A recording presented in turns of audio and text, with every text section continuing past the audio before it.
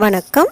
இன்றைக்கி ஒரு cake recipe video தான் நம்ம இன்றைக்கி பார்க்க போகிறோம். இது ஃபாதர்ஸ் டேக்காக என் குழந்தைங்க கேட்டாங்கன்னு வெண்ணிலா ஸ்பாஞ்ச் கேக் ரெசிபி நான் உங்களோட ஷேர் பண்ணுறேன்.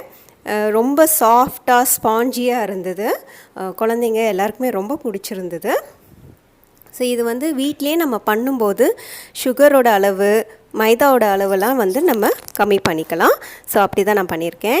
அதே மாதிரி முட்டை எதுவும் வேணான்னா நம்ம தயிரோட அளவு கூட கூட்டிகிட்டு இதை பண்ணலாம். ரொம்ப ஈஸியாக இருந்தது. ஒரு 1/2 hour தான் ஆச்சு இந்த கேக் பண்ணுறதுக்கு. அண்டு சாஃப்டாக நம்மளுக்கே இன்க்ரீடியன்ஸ் தெரிஞ்சு பண்ணுறதுனால கொஞ்சம் ஹாப்பியாக சாப்பிட முடிஞ்சது. ஸோ வாங்க எப்படி பண்ணுறதுன்னு பார்த்துடலாம். நம்ம ஃபஸ்ட்டு எல்லா இன்க்ரீடியன்ஸையும் எடுத்துடலாம். எடுத்ததுக்கப்புறமா நம்ம ஃபஸ்ட்டு ட்ரை இன்க்ரீடியன்ஸ், வெட் இன்க்ரீடியன்ட்ஸ், இந்த மாவு தனியாக, அப்புறம் இந்த தண்ணி மாதிரி இருக்கிற இதெல்லாம் தனியாக நம்ம பண்ண போகிறோம். இந்த மாவெல்லாம் கட்டி கட்டியாக இருக்கும். மைதா மாவுலேயும் சரி, சுகர்லேயும் சரி கொஞ்சம் கட்டி இருக்கும். அதனால் அது எல்லாத்தையுமே ஜல்லடை வச்சு நம்ம நல்லா சிஃப்ட் பண்ணிக்கலாம். ஸோ நம்ம போடும்போதே மைதா, பேக்கிங் சோடா, பேக்கிங் பவுடர், அதுக்கப்புறம் சுகர், ஒரு கொஞ்சோண்டு சால்ட்டு, ஒரு பிஞ்சு சிட்டிக்கை மாதிரி அதை சேர்த்துக்கோங்க. சேர்த்துட்டு எல்லாத்தையும் ஒன்றா நல்லா சிஃப்ட் பண்ணிவிடுங்க. மொத்தமாக ஜல்லடையில் ஜலிச்சதுக்கு அப்புறமா நம்மளுக்கு கட்டி எதுவுமே இல்லை அப்படின்னு கன்ஃபார்ம் ஆனதுக்கப்புறமா இதை நம்ம தனியாக எடுத்து வச்சிடலாம்.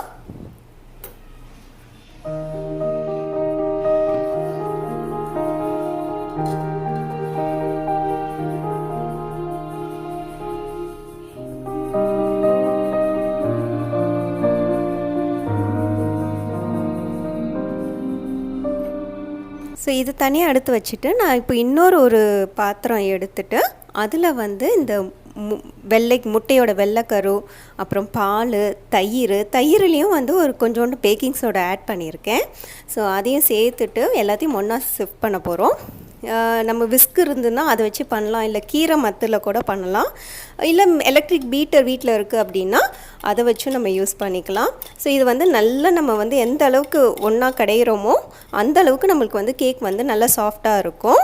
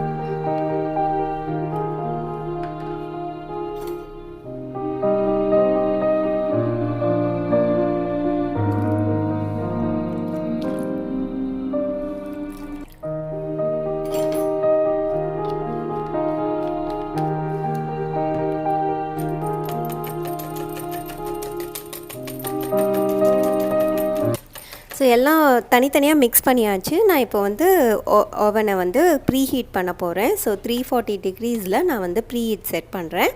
இதுவே நீங்கள் இட்லி குக்கர் அந்த மாதிரி எதாவது யூஸ் பண்ணுறீங்கன்னா அடுப்பில் வச்சு கொஞ்சம் ப்ரீ ஹீட் பண்ணிவிடுங்க. நம்ம கூலான இதில் அப்படியே கேக் வைக்கக்கூடாது, கொஞ்சம் ஹீட் ஆன அப்புறம் தான் வைக்கணும். அதே மாதிரி கேக் பேனில் நான் கொஞ்சம் பட்டர் தடவிட்டு அந்த மைதாவே கொஞ்சம் போட்டுட்டு நல்லா எல்லா இடத்துலையும் படுற மாதிரி கையாலேயே தட்டி தட்டி விட்டுறேன். இது கை வச்சு பண்ணக்கூடாது, நம்ம ஓரங்களில் மட்டும் அப்படியே நம்ம தட்டிகிட்டே இருந்தோம்னா மாவு ஃபுல்லாக எல்லா இடத்துலையும் படிஞ்சிடும். அண்ட் கேக் நம்ம எடுக்கும்போது பேனில் ஒட்டாமல் நல்லா சூப்பராக வரும்.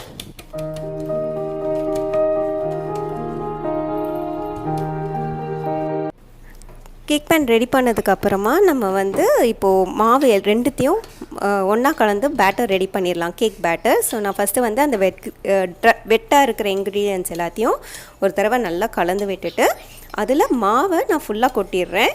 கொட்டிட்டு நம்ம இந்த மாவு அரைக்கிற மாதிரி ஃபுல்லாக உட்காந்து நல்லா விஸ்க் பண்ணி விடணும். அப்போ தான் வந்து கட்டி எதுவுமே இருக்காது. நம்மளுக்கு வந்து கேக் பேட்டர் வந்து நல்லா ஸ்மூத்தாக இருக்கும்.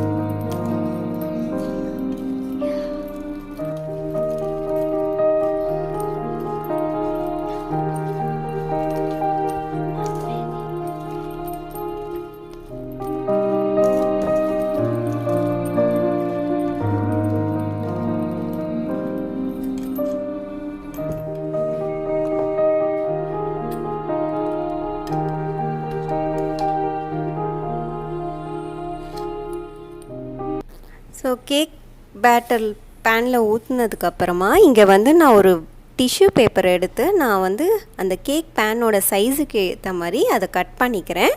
அண்ட் அதை வந்து நல்ல தண்ணியில் ஈரம் பண்ணி நல்ல தண்ணியெல்லாம் புழிஞ்சிட்டு அதை ஒரு அலுமினியம் ஃபாயிலில் வச்சுட்டு அதை வந்து இந்த கேக் பேன் ஃபுல்லாக சுற்றி போடுறேன். ஸோ இதனால் என்ன ஆகும் அப்படின்னா நம்மளுக்கு வந்து கேக் வந்து ஈவனாக குக் ஆகும்.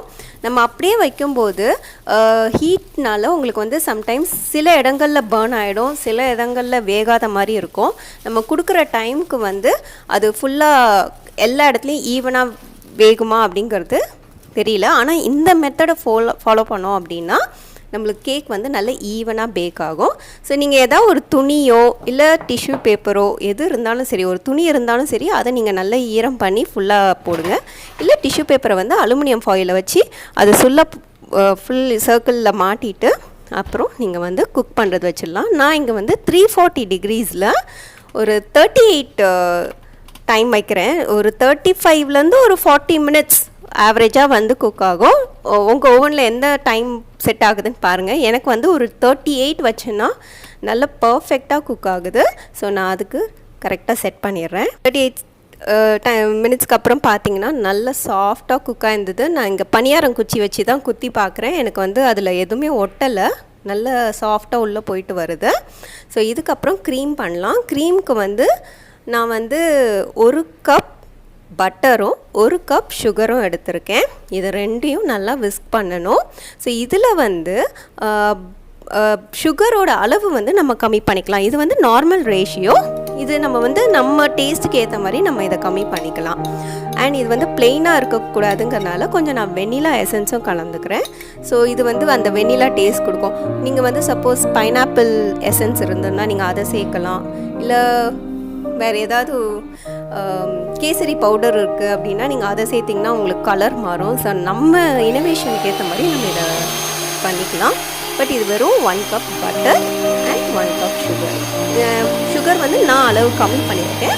அண்ட் பட்டர் வந்து ரூம் டெம்பரேச்சரில் இருக்கணும். நல்ல ஃப்ரிட்ஜிலேருந்து அப்படியே கோல்டாக எடுத்திங்கன்னா உங்களால் விஸ்க் பண்ண முடியாது. ஸோ ரூம் டெம்பரேச்சரில் வச்சு இது பண்ணோன்னா நல்லா சாஃப்டாக வரும்.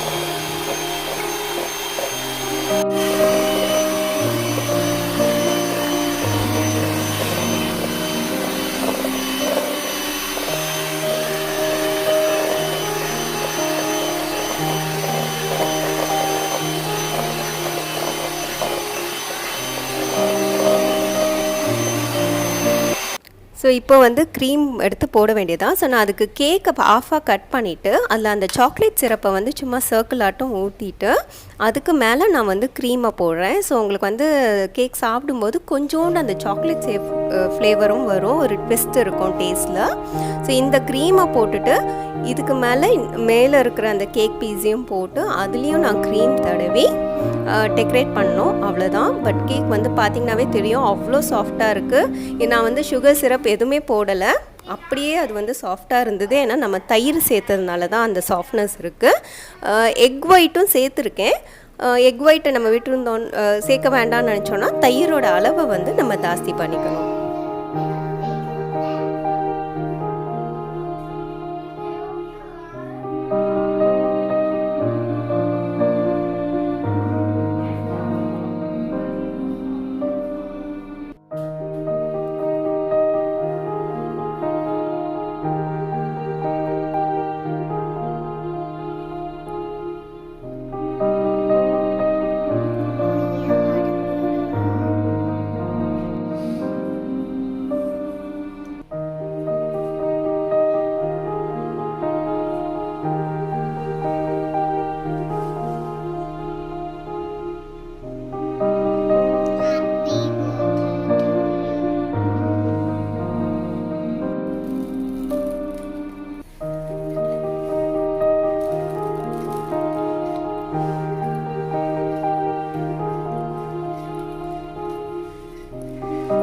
யூஸ்ஃபுல் வீடியோன்னு நினைக்கிறேன். நன்றி, வணக்கம்.